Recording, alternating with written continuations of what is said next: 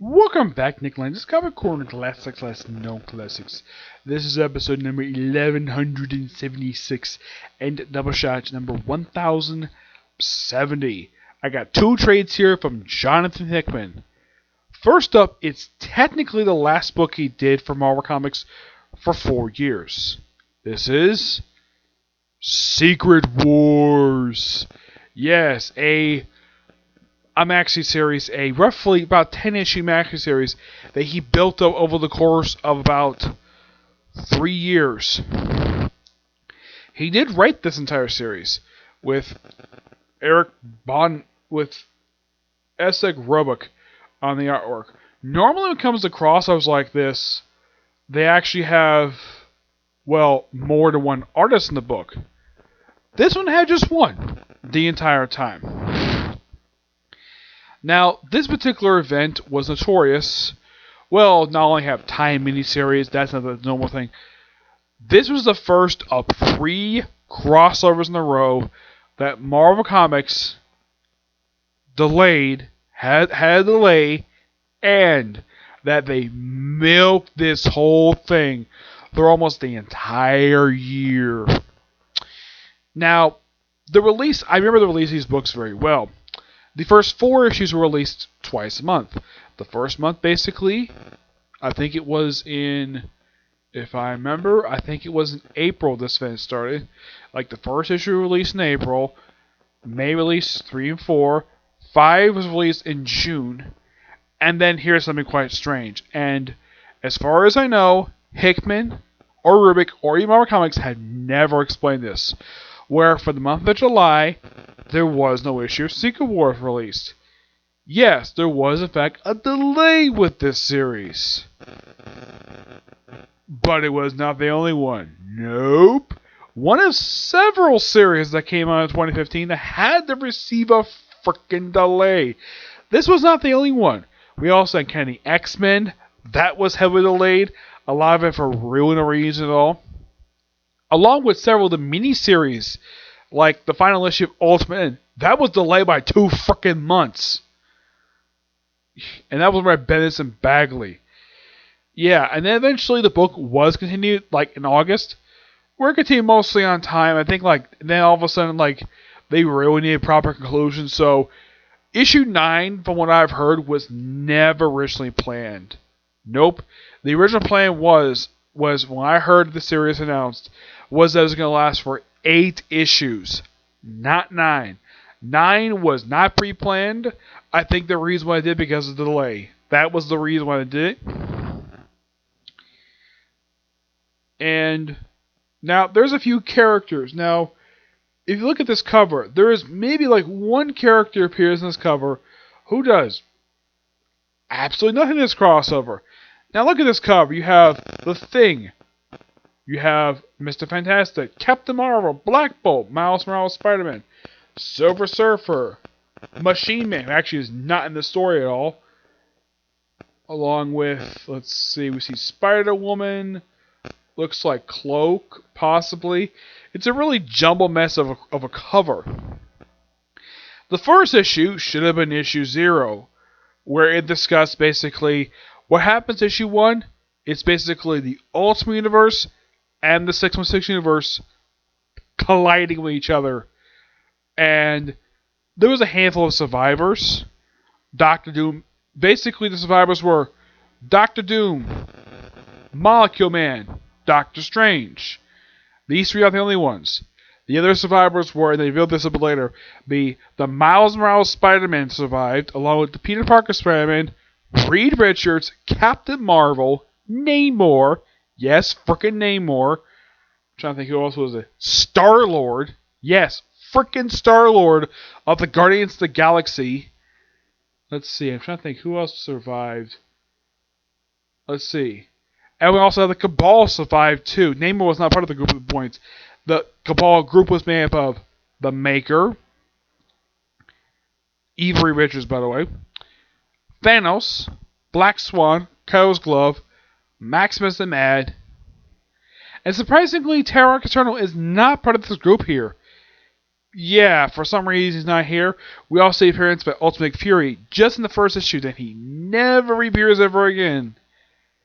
Well, not in the main book, mind you. He appears in the tie-in book. Also, there was one person who survived. The Jane Foster Thor. Yep, she had survived. My guess is because Marvel had big plans for her to pop up in the Thor's miniseries. And Wrath, the conclusion. They have the conclusion, and, well, there are only 2 universes left. My only disappointment with this is, and I pointed this out before in the Time Runs Out trade, I reviewed those. My biggest problem with Time Runs Out was that we had a part of the storyline, we had the Cabal go to the Ultimate Universe, something that's technically never done before, which is quite strange because I get the fact, yes, the Ultimate Universe is part of the Multiverse, and normally they usually have people visiting other worlds. For some reason, the Ultimate Universe basically wasn't allowed to interact with anybody, with the exception of the 2 Spider-Men. Yeah, with the exception of the 2 of them, a lot of the time the Ultimate Universe basically was on its own, very isolated. So, one particular interaction I would have loved to see, and still to this day, it could still happen. But as far as I know, Marvel has no plans to see this happen, where we see the Maker and Namor the Submariner, the 616 Namor, interact with each other. Now, it has been 4 years since the storyline concluded, and this still hasn't happened yet. It could still happen because the Maker is in the 616 universe, and he does remember his own universe, despite being freaking gone. Yeah. So, after the collision, which caused a lot of people, a lot of people died in this collision. Heck yes, even the Hulk, and also was one other person survived, and I kid you not, it was freaking Cyclops. Yes, Cyclops survived, and he became the host of Phoenix Symbiote. Why? Because Hickman wanted to have a brief visit to AVX for some strange reason. Yep. And then moving on to issue 2, where it's kind of strange. Now, if you look at issue 1, that could have been the actual issue 0, because it didn't feel like a start to Secret Wars. Basically, issue 2 kind of did that. Where mostly put issue 2 was just set up for the Thor miniseries. Yep, and we see that, well, the capital is called Doomguard, which is simply put. Now, here's the thing. On Battle World, that's what basically this place is. The Thors are the police force of Battle World. And they're made up of many alternate versions of Thor. Like they have the Unworthy Thor, basically the Thor Jason Aaron created, the one that, well, Jason Aaron caused me around, the female Thor, the Ultimate Thor, like any Ultimate Thor you can think. Heck, there's even a Thor who is basically Storm or even Groot. No joke. And mostly put for a lot of the first few issues of the series, it just basically a lot of developing of the world. There'll be a lot of expansion of tie-ins, where you can see like the various domains of this place. Each domain basically will be explored in a miniseries. Days of Future Past, I believe the ruler of the place was the Sentinels. They never had a set ruler for that one. They had Avalon, which was ruled by Captain Britain. There's also the world which basically renewed out Spider-Man took place. That particular Baron was Regent, a character who actually appeared in Missing Spider-Man, believe it or not. Yeah, Slap decided to bring him in for some strange reason. Don't know why, but he did. I'm trying to think what realms was there. Oh yeah, there was also a version of Inferno of all things, where its ruler was Madeline Pryor in her sexy attire from the 80s. And here we have one of the areas, Bar Sinister, where the area is ruled by Mr. Sinister. Yep, Nathaniel Essex. And he's brought before Doom, who is the God King of this world. Oh yes, and this is something quite interesting though. Doctor Strange is here. Everybody thinking, what's his role on Battle World? Is he a Baron? Nope. I kid you not, his role is the sheriff of Battleworld. No joke. Making Doctor Strange the master of mystical arts, man who also was a freaking doctor, a surgeon, a sheriff, for some reason. And if you look at the scene, you have Hyperion here. You're probably thinking, wait, why the heck is he wearing a domino mask? Yeah, that's a question that a lot of people probably asking when they look at this. Well, there's a reason why. Because there is a miniseries called Squadron Sinister. This is basically an alternate take on the actual Squadron Sinister from the 616. They were pretty much villainous version of the Squadron Supreme based on the regular Earth, and Hyperion was a villain. Nighthawk, the one who basically is part of the Defenders, a lot of Defenders reincarnations over the years, and I think he's had his own miniseries. Yeah, he started as a member of the Squadron Sinister. And look, here's the sexy Madeline Pryor in her very revealing outfit. And also, Apocalypse got his own domain. Yeah, it's Age of Apocalypse miniseries. We also have one for Moon Knight, who is a woman. Yeah, various other people here. Show out the various barons, like, of all the realms. You can kind of say the second issue is mostly put just set up for the tie-ins. Yeah, and also apparently Doctor Doom in this world is married to Susan Richards, and his children are Franklin and Susan and Valerie Richards. Yeah, no joke about that. And I talked to Mike Spiresley about this, where for some reason, I have no idea why, that the artist of the book thought it'd be a good idea to show off Susan Storm's butt. No joke. And we all see that Galactus is here. Why is he here?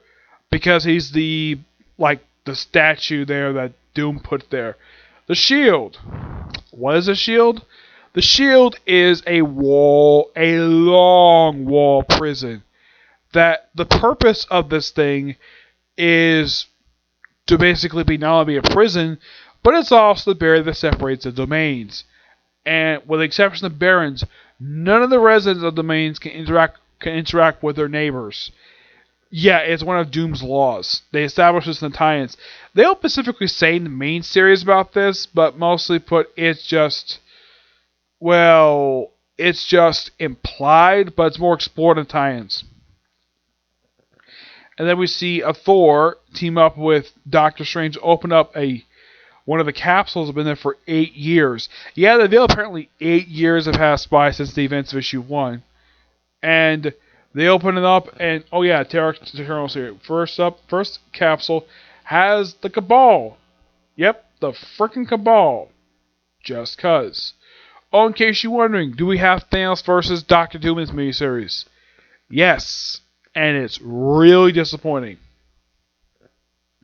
And then we have, at the end of issue 2, to show up what Battleworld looks like. Yeah, this right here, this is what Battleworld looks like. It has the world of Battleworld. We have the various domains. Here are the domains. We have Greenland, which is basically an alternate version of, I think it's like Future Imperfect. Dystopia, Domain Apocalypse, aka Age Apocalypse. Egyptia, Technopolis, which I think is for Armor Wars. Valley of Doom, Spider Island. It's also a version of the Taken Spider Island storyline. The Regency, King James, England. Yeah, this realm was actually the basis for the 1602 Angela Witch Hunter miniseries. Weird World, Kunlun, Utopolis, New Mars. Let's see. Doomguard, Higher Avalon, Arcania, Marville. No joke, that's the name of the place. I know that's named the actual miniseries, but yeah, there's a place called Marville. Eye of Agamotto, Doomstep, Manhattan, which would be home to several different alternate, which basically is the home of the 616 and the 1610, aka Ultimate Universe. Metropolis is actually the basis for the Mrs. Deadpool and the Howling Commandos miniseries. The Atlan, that'd be basis for New Atlan Rising, and the one basis for 616 and the Ultimate Universe and the mainstream and Primeval Multiverse, that'll be the basis for the Ultimate End miniseries. Let's see, the other realms are... Let's see. The City. The War Zone. New Quack City. Which I think that's probably the basis for Howard the Human. The Far East. Valley of Flame. The Hydra Empire. 2099. This was basically the basis for the 29 miniseries by Peter David. Halafeld. Monarchy of M. Ultimate version of House M. Century Territories. The Wasteland. This is actually the basis for 2 miniseries, believe it or not. Age of Apocalypse vs. Marvel Zombies. And Marvel Zombies Secret Wars. Let's see. There's also Metopia, Westchester. That's the basis for X-92. The miniseries that led to the brief ongoing series. Killville, Arcadia, Bar Sinister, Limbo, The Deadlands, Perfection, New Xandar, and The Shield. And then, of course, they have a wonderful interaction between Doctor Doom and Doctor Strange, where they talk at a statue of the Molecule Man. And then they open up the other capsule where it's... Inside this one is the Miles Morales Spider-Man, but he's not the only one here. They cut to a brief scene of Susan talking to Victor. Oh yeah, and also we see Johnny Storm was one inhabiting Galactus. And apparently on Doom's mask, apparently he's mostly there fine except for his nose. And then, of course, they open up. Let's see if we can get this thing back. Here we go.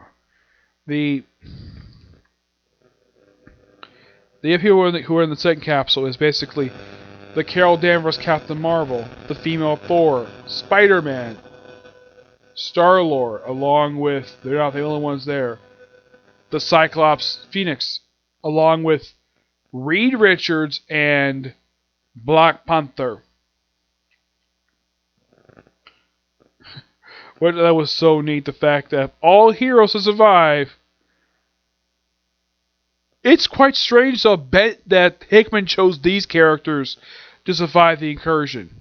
I mean, besides Doctor Strange, Molecule Man, Doctor Doom, we also have having Captain Marvel, the female Thor, Spider-Man, Star-Lord, and Reed Richards and Black Panther along with Cyclops. Now, here's my personal theory of why that Hickman allowed these characters to survive. Well, the female Thor, just so she can be involved in part of the miniseries, and probably also Jason Aaron probably asked him to do that. Spider-Man, because he's super popular. Why not? At least he does something in this miniseries, and he shows up. He no-shows next 2 crossovers.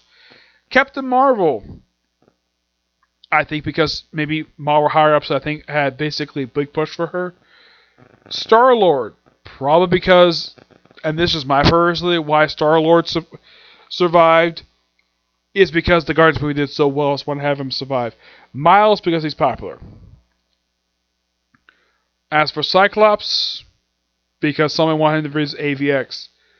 As for Black Panther, Reed Richards, Reed probably because Hickman wanted it to, along with Black Panther. But it's questionable why he allowed Captain Marvel to survive. Probably because they need more girl power. You can't just have just the female Thor. They're having 2 powerhouses like Captain Marvel and female Thor there. That's actually a pretty smart move on part of Hickman. Captain Marvel wouldn't really do very much in the X-Men miniseries. At least, she barely did anything in the tie-ins I could think of. Star-Lord would pop up in the Star Kitty Prime miniseries, which was written by Sam Humphries. Cyclops would have really bad fate happen to him. And after they all break out, they pretty much find a way to take on Doom.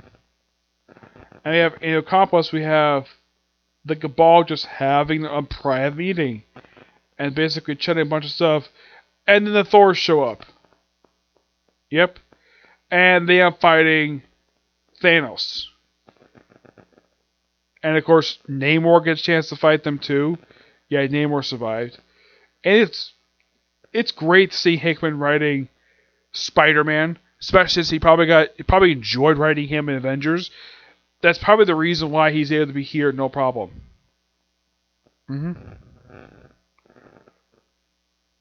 So yeah, and of course they use Cyclops to try plan to take down Doom somehow.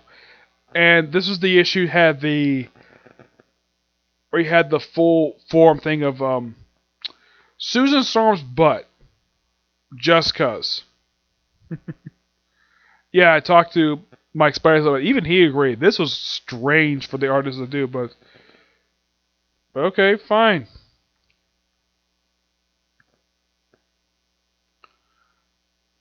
Yeah, then we have big brawl. And then we have the big disappointments happen. First we see Doctor Doom versus Cyclops, where he snaps his neck. And then we have Doctor Doom kill Doctor Strange, which they blame it on the actual heroes, the survivors. Nope, it was him. Reed told him, but yeah. Now where is it? There's a really disappointing thing here. Now here's where they end up. We actually have female Thor Ebba Doomguard, Thor miniseries, Egyptia, that's where Black Panther and Namor ended up. Captain Marvel ended up in Bar Sinister. No idea why she went there for. Doomsday basically is Black Swan. And as in the case of Thanos, apparently Black Swan decided to hand over, well, at least somehow Doctor managed to capture Prox Midnight and Kratos' glove off screen. Somehow it's never actually shown. And we have Black Swan sort of basically cooperating with Doctor Doom, just so they can fight each other. And we have a brief appearance by... Now, I thought this character was Night Machine just by looking at him. Nope, it's actually the Wizard. Yeah, because of Bentley. Yeah, this character is the Wizard. That's who this character is. One of the big light sticks go off his frickin' shoulder. Yeah, that's the Wizard. Now, if you read the S.H.I.E.L.D. miniseries, also done by Hickman, you probably think this is Night Machine. Nope, it's the Wizard. A very much a C-list villain who has been heavily associated with fighting the Fantastic Four over the years, and also being the frequent leader of the fight for like every single incarnation of that group. Which is basically a mixture of Fantastic Four villains and Spider-Man villains. Yeah, they had one point where they had Sam part of the group, along with frickin' Electro, even Hydro Man is part of the group at one point. Yep. And of course we have the Maker working with Reed to take down Doctor Doom. And we have Miles and we have Peter meeting up with Valerie, who was... Now Peter has known Valerie since she was born. And she's like, who are you? It's me, Spider-Man Peter. How do you know we were looking for the thing? Because she kind of suspected. Also, she becomes a big player in the Runaways miniseries, where she's the principal of the school that the Runaways go to. And then we have this really hilarious scene with the Spider-Man interacting with the Molecule Man. And them helping out because Miles gives them a hamburger. Just cause. So we have a sexy Goblin Queen talking to Doctor Doom. Just cause. Though her outfit looks a lot skimpier than she last appeared. Okay. Yeah, this is Madeline Pryor, mind you. And apparently, Captain Marvel's cooperating with Miss Sinister. Also, she's basically trimmed her head to a mohawk, and she's got a diamond in the forehead, probably because Miss Sinister manipulated her. And then we see Black Panther Namor going to a vault, talking to an AI of Doctor Strange. And somehow, in this vault is the Infinity Gauntlet. I'm like, what? The Infinity Gauntlet was destroyed, and this apparently is made of... This is an alternate version of the Infinity Gauntlet. Excuse me. And then we see, look like images of the Fantastic Four. The Thing coming out, and Thing is freaking huge. He's the size of a skyscraper. You can't say he's from the glare, but yeah, he's the size of a freaking skyscraper. So everyone's like, oh, prepare for war, to take down Doctor Doom, time to end this. Everyone's like, gearing up for war, war. Yep, and everyone's willing for it. Where is that particular scene? We see it looks like a helicarrier drops down on a bunch of like stuff from Future Imperfect.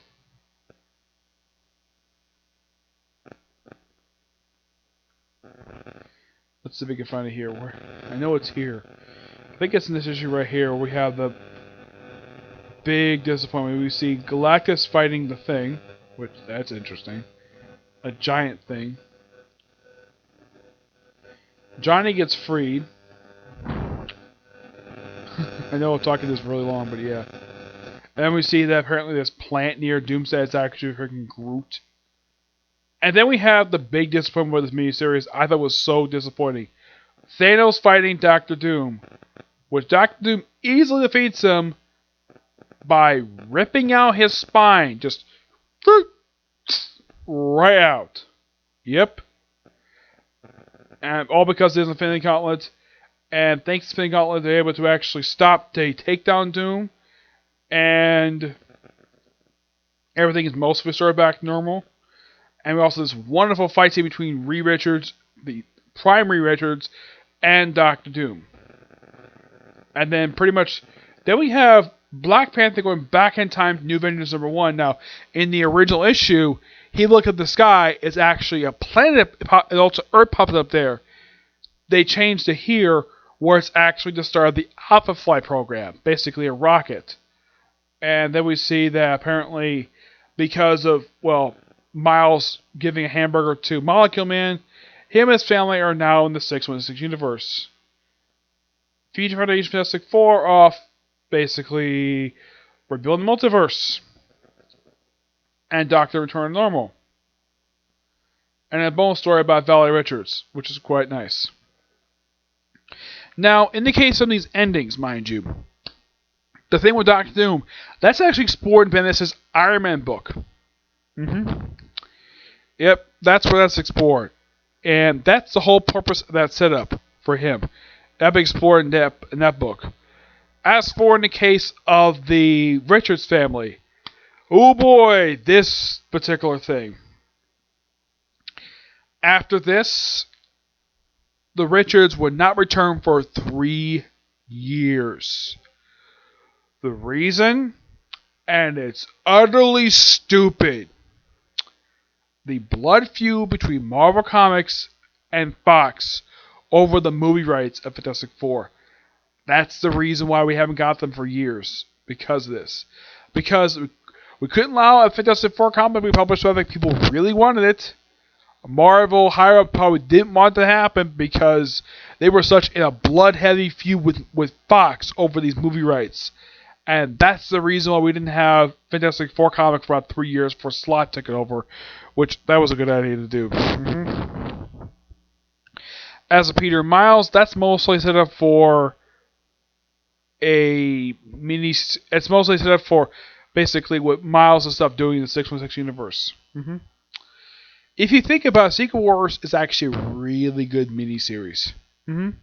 I have personal problem with it at all. It's just that my biggest issue for the book, there's a couple. So the pacing is a bit slow at points, but I think the biggest problem with this book was delays. That probably killed the hype for this book was the delays. And the fact that Marvel had to stretch this book out to the start of the following year. No joke, they seriously had to do that. But I'm going to give this book roughly a 9 out of 10. It's overall a really good event. And I do recommend to people just check it out.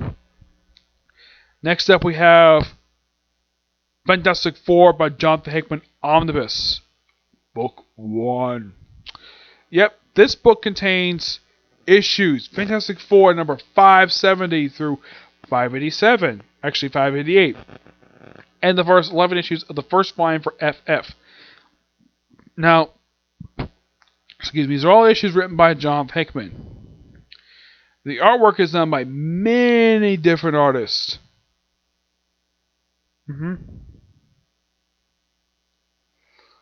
Yeah, I thought this whole book is basically a bunch of artists who work in this book. Now, the stories for this book basically are this. We have the debut of the Council Richards, a bunch of alternate versions of Reed Richards.